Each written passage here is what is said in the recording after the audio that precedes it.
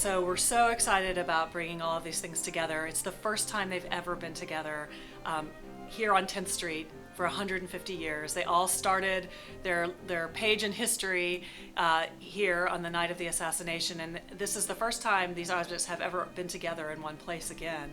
So we have Abraham Lincoln's top coat that he wore that night. It's a Brooks Brothers coat that he wore to his second inaugural, and we know he also had it draped on his shoulders that night when he was shot.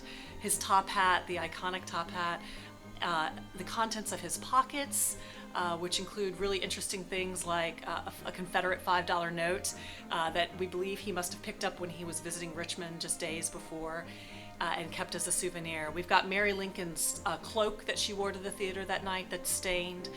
We've got a flag that was draped on the front of the box that was used to cradle Lincoln's head when they laid him down on the floor of the box, as well as the Derringer pistol, of course, is in this exhibit. It's come from the other side of our exhibit street, across the street here, and the weapon that Booth used to kill the president, of course, and all of these artifacts got their place in history because of that weapon and him in that moment in time. You know, we always like to celebrate round numbers, and 150th is the big anniversary for our lifetime, and it's an opportunity to reflect on what's happened in our country in the last 150 years, to think about, even though Lincoln's life was cut short, the huge legacy that he left behind him in word and deed.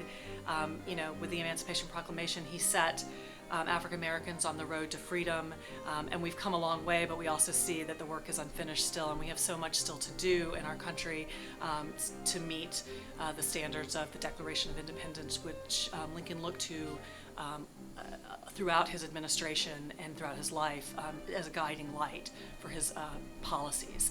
And so I think it's a time for reflection.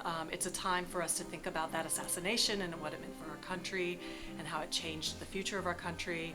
But it's also a time to remember that that there's a lot of legacy that he left to us to celebrate, and a lot of inspiration that he left behind. And I think that now is the time to think about those things.